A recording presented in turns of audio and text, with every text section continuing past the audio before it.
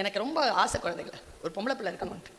பிள்ளை பிறந்த உடனே நான் கண்ணை முழிச்ச உடனே கேட்ட ஒரே வார்த்தை என்ன குழந்தைன்னு.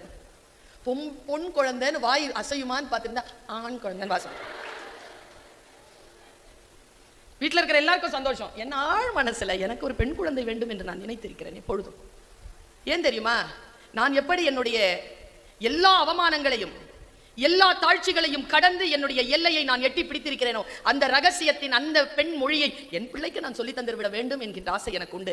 இயற்கை எனக்கு பெண் குழந்தை தரவில்லை. அதனால் குழந்தைகளே, உங்களுக்கு ஒரு தாயாக நின்று இந்த வார்த்தைகளை சொல்கிறேன். 2 விஷயத்துல கவனமா இரு. வரும் சிக்கல்கள், வரும் இமோஷனலா ப்ராப்ளம்ஸ் வரும், வராமலாம் இருக்காது. வரலன்னா பயாலஜிக்கலா நம்ம ஒழுங்கா இல்லைன்னு அர்த்தம். வருதுன்னா ஒழுங்கா இருக்கோன்னு அர்த்தம். இந்த வயசுல வரும். ஒருத்தர் ஒரு காட்டில் நடந்து போய்கிட்டே இருக்கான். நாம தான் காட்டில் நடந்து போயிட்டே இருக்கான். தூரமா ஒரு பெரிய கரையான் புத்து பார்க்குது. ஐயோ புத்து அப்படின்ட்டு பயந்து போயிட்டே இருக்கிறான். அவனுக்கு வழி தெரியல. போயிட்டே இருக்கும் பொழுது இந்த பாம்பு இவனை பார்த்துருச்சு. பாம்பு இறங்கி கூட நடந்து வருது. இது ஒரு காட்சியா மனசுல வச்சுக்கோ. நடந்து போறது நீதான். பாம்பு பக்கத்துல வருது. திரும்பி போக முடியாது. என்ன பண்ணுவ? கையில எந்த ஆயுதமும் இல்லை. என்ன பண்ணுவ? வேகம். அதை விட வேகமா வரும். பாம்புனாலே வேகம் தெரியாத அவனுக்கு? பதறவே கூடாது. சொல்லித்தரேன், பதறக்கூடாது, யோசிக்கணும். இந்த ஸ்பாட் வந்துருச்சா பதறவே கூடாது. போகுது, ஆனா அது கூட தான் வருது. ஒன்றும் சொல்லலை. அது நான் பாம்புன்னு சொன்னது பாம்பு இல்லை. யாருன்னு புரியுதா உங்களுக்கு? கூட வருது. நீங்களாம் விட்டுட்டு போயிட்டே இருக்கிறீங்க, அது பாட்டுக்கு வருது. கூடவே வந்துக்கிட்டே இருக்கு. சைலண்டாக இருக்கிறான் இவன். அது வந்துட்டே இருக்கு.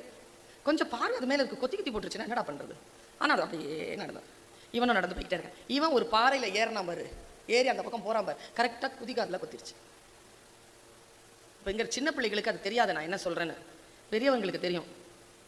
கூட வர்றவங்க கொத்துப்படாமல் நம்ம வாழ்க்கையை பாறையில் ஏறவே முடியாது. துரோகம் பண்ணியிருப்பாங்க. இப்போ புரிஞ்சிருச்சா? இப்போ நான் சொல்றேன் பிள்ளைகளே, இதுதான் டேக் அவே மெசேஜ். இப்போ அந்த ஆள் இருக்கான்ல, கொத்துப்பட்டிருக்கான்ல, நம்ம எல்லாம் கொத்துப்பட்டிருக்கோம்ல, நமக்கு 2 வாய்ப்பு தான். there is no option than these 2. ஒன்று, பாம்பை தேடி போலாம்.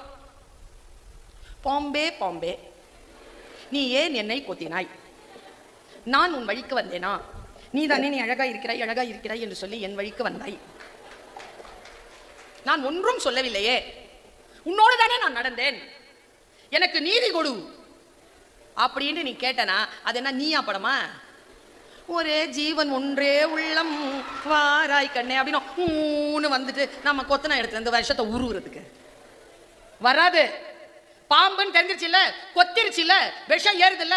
பாம்பிடத்தில் எந்த நீதியும் கேட்காதே, பாம்பை தேடி ஓடாதே. பாம்பை தேடுவதை இன்றிலிருந்து நிறுத்து. வாட்ஸ்அப்ல பிளாக் பண்ணு, உன்னுடைய இன்ஸ்டாகிராமை பிளாக் பண்ணு.